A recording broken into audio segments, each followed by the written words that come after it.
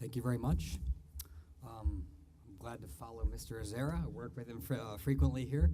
He mentioned 301. I was hoping he wouldn't say too much about that because I'm going to address that. Ladies and gentlemen, distinguished guests, and in particular my old friend Mr. Kovinia, thank you for the opportunity to help open this important conference on intellectual property rights in Ukraine. And it's a pleasure to be speaking here again for the second time at the annual SIPSU Actual Problematic Issues of IP Conference. During this difficult time in Ukraine, and in particular during this time of Russian aggression against Ukraine, the U.S. government continues to support the Ukrainian people and government on many fronts, and believes that one important part of this support is providing assistance to Ukraine in creating a strong, viable, and innovative economy, integrated into the global rule-based trading system. Accordingly, the U.S. government plans to continue assisting and addressing issues within Ukraine that inhibit this creation and innovation. And as part of this effort, continue to voice its support for a strong, viable, and well-functioning state intellectual property service of Ukraine.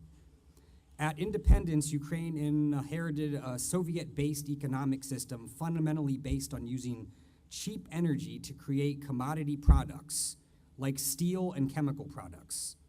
But conditions have dramatically changed. The continued supply of energy for Ukraine is, to say the least, problematic. And the commodities Ukraine produces are much more widely available globally than in the past, sometimes at prices that are simply uncompetitive for Ukraine.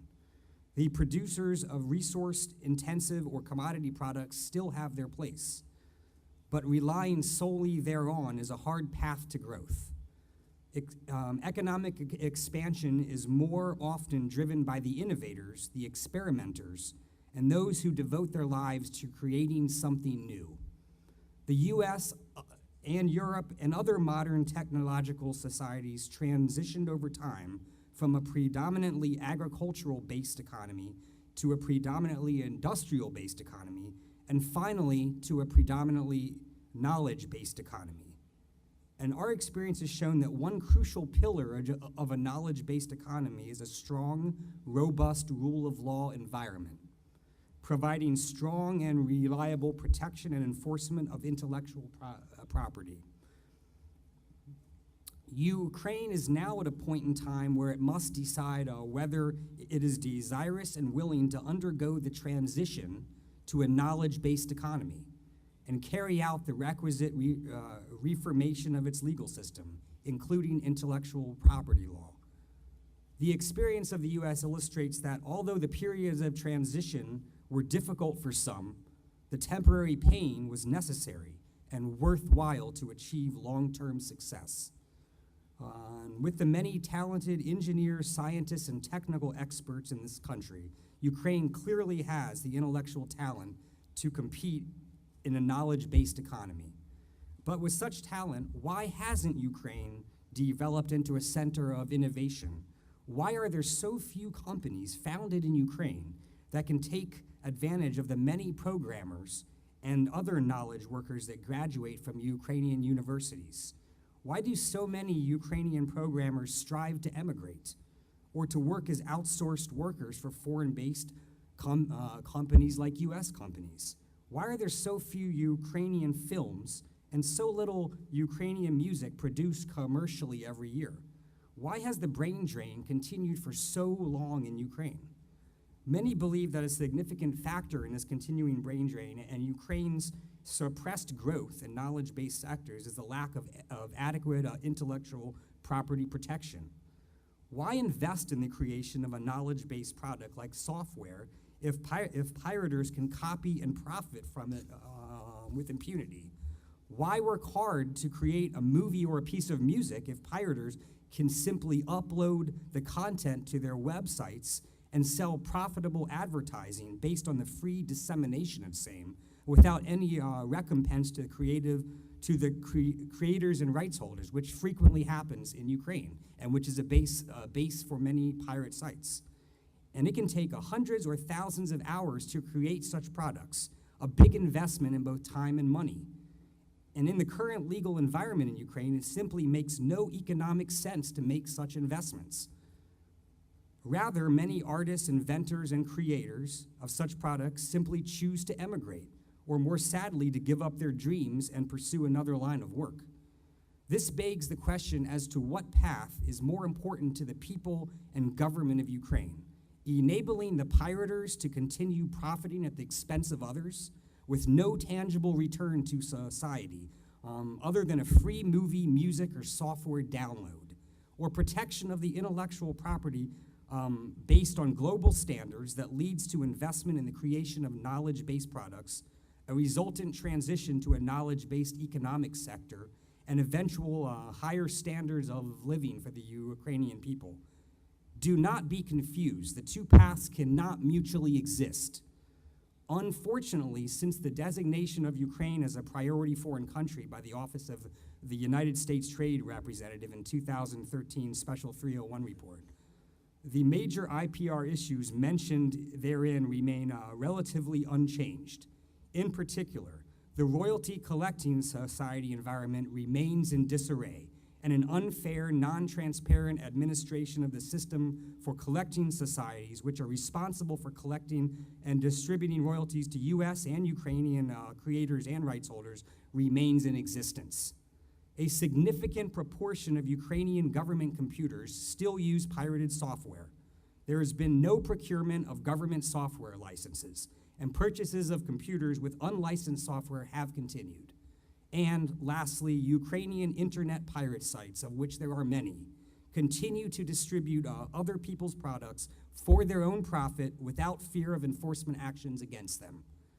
Due to circumstances beyond the realm of intellectual property, Ukrainians' PFC listing was not maintained in the 2014 Special 301 report. However, the U.S. hopes that the Ukrainian government will now address the IPR issues I have just mentioned. I am here today to deliver the clear message that neither Ukrainian government plans and statements nor our hopes for change in Ukraine change the fact that there has been little to no progress on the key points that I have just noted, and that clear, tangible action in the near term is required. The pirators and their representatives are currently working hard to convince the Ukrainian people, and particularly those in government, to continue the current deficient intellectual property regime so that they can continue to profit.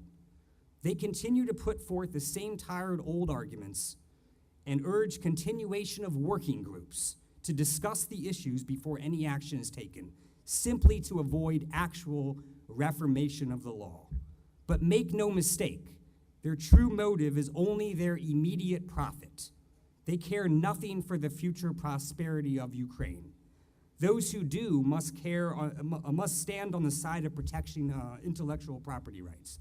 And those who would believe that prosperity can be attained without same, and who believe that there is no harm in downloading pirated content or purchasing cheap counterfeit goods, I would ask you to reflect on the old Ukrainian saying, the only free cheese is in a mousetrap.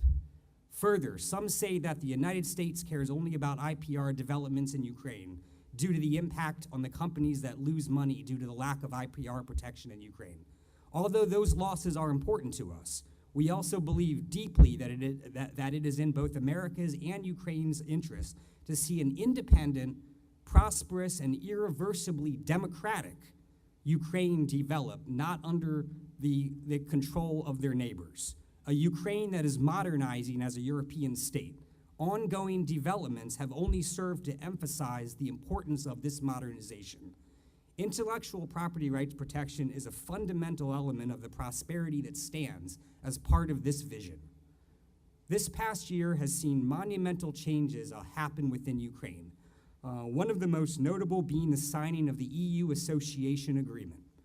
The support of the Ukrainian people for this historic agreement has unequivocally demonstrated their choice to pursue the path of modernity and prosperity. We urge Ukraine to now recognize that a necessary component of this new path is the path of creativity and innovation. It is now up to the people of Ukraine to decide what that entails and be willing to take the leap. It is clearly time for Ukraine to modernize its economy, but the fact is that Ukraine will not fully modernize or grow at its potential without adequate IPR protection and enforcement. Seeing this threat to Ukraine's future, we believe it is our duty as a friend and partner to speak out. I hope that our message is heard loudly and clearly.